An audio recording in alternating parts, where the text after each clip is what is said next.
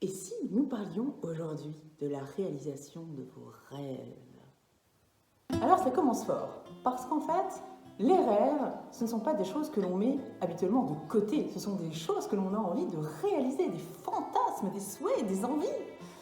Est-ce que c'est votre cas? Peut-être êtes-vous en relation et depuis que vous vous êtes mis en couple, et ça fait peut-être 5, 10, 15, 20 ans que vous êtes en couple, peut-être n'avez-vous pas encore réalisé vos rêves. Ceux que vous aviez étant adolescent, ou ceux que vous aviez en tant que jeune adulte. Les avez-vous peut-être enfouis, cachés, mis de côté? Il est temps de les rêver. Pourquoi parler des rêves alors qu'on est dans les relations amoureuses? Quel est le sujet? Eh bien souvent, il s'agit de conflits. C'est ce que je vais retrouver dans mon cabinet lorsque vous venez me voir. Et oui, aujourd'hui, je vais vous parler de Pierre et Marie, bien entendu, des noms qui ont été utilisés à la place de ceux de mes clients, mais qui vont vous montrer l'utilité de réaliser ses rêves dans une relation. Alors qu'en est-il? Pourquoi est-ce qu'aujourd'hui je vais vous parler de Pierre et Marie? Bien souvent, quand on se met en couple, eh bien, on se dit qu'il faut faire des compromis, qu'on ne peut pas tout réaliser. Voilà, on est ensemble, il faut savoir ce qu'on veut, soit on réalise ses rêves, soit finalement on se met en couple et vivons heureux à vie ou pas.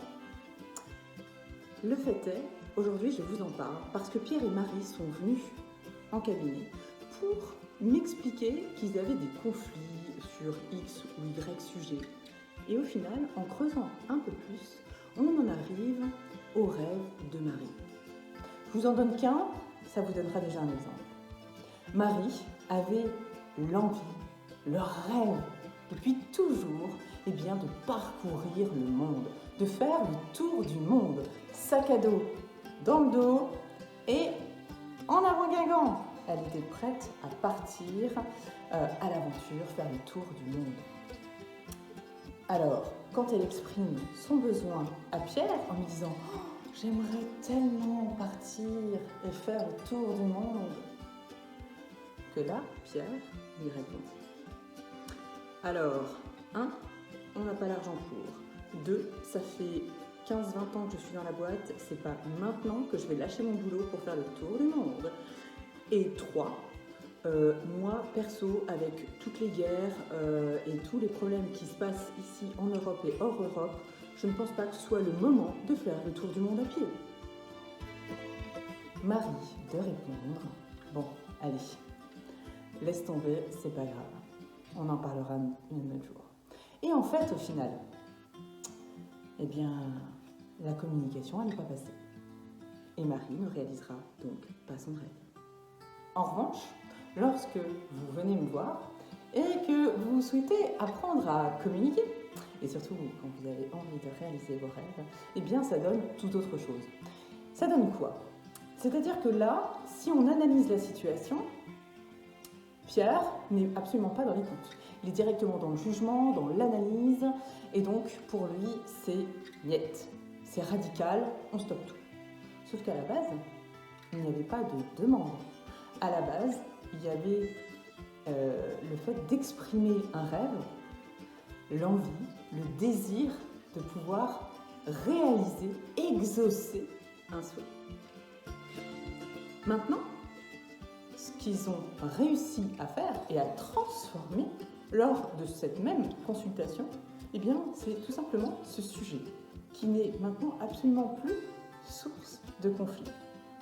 Ça n'est plus source de conflit, non pas parce que Marie, maintenant, a appris à ne plus parler de ses rêves, mais tout simplement parce qu'ils ont appris tous les deux à communiquer ensemble. Et je dis bien tous les deux. Je reprends le même exemple, Marie et Pierre sur le même sujet. À la fin de la consultation, ça donne. Marie exprime son besoin de vouloir partir à l'aventure, faire le tour du monde. Et Pierre, cette fois-ci, de lui répondre par un premier questionnement. Qu'est-ce qui te motive? Qu'est-ce qui te donne envie, clairement, de faire ce tour du monde? Qu'est-ce que ça va t'apporter? Et là, la communication est ouverte. Marie de répondre. Eh bien, tout simplement, aujourd'hui, si j'avais cette possibilité, cette capacité de le faire, si je pouvais réaliser ce souhait, ça me permettrait de reprendre confiance en moi et de m'offrir ce que je n'avais jamais pu m'offrir étant enfant, puisque nous n'avons jamais pu partir en vacances avec mes parents et par la suite, nous, avec les enfants. Et j'aimerais vraiment découvrir de nouvelles cultures, m'enrichir personnellement et reprendre confiance en la vie et en l'être humain.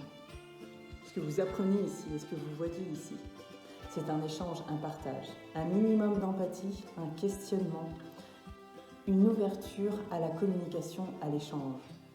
Le tout étant de construire l'objectif. Pierre a compris dans cet échange que finalement, ça tenait à cœur à Marie, non pas de le faire dans l'immédiat.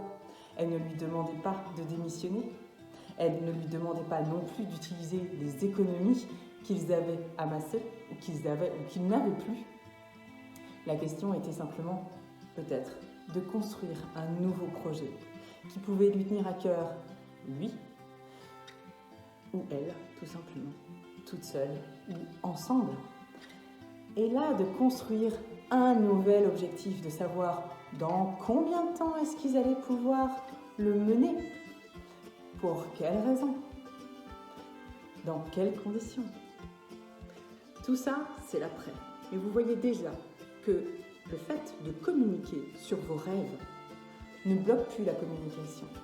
Mais au contraire, lorsque la communication est bonne, vous ouvre à l'autre et à nouveau à votre relation et aux objectifs que vous pouvez vous fixer et réaliser pour le bien-être de votre relation. Cette vidéo est maintenant terminée.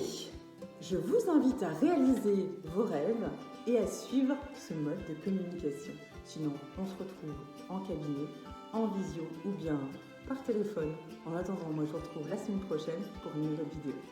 Ciao, ciao!